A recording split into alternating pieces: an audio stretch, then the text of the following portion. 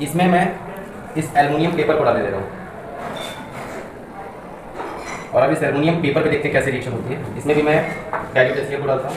अगर concentrate HCl को आप डालोगे तो रिएक्शन बहुत तेजी से होगी।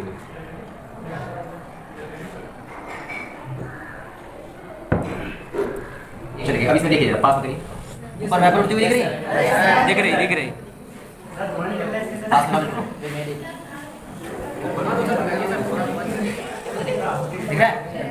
हाइड्रोजन गैस को अगर टेस्ट करना है तो यहाँ पर हम जलती हुई माचिस तीली लाएंगे तो गैस के कांटेक्ट में आने पे पॉप साउंड होगा, देखिएगा पॉप साउंड, देखा।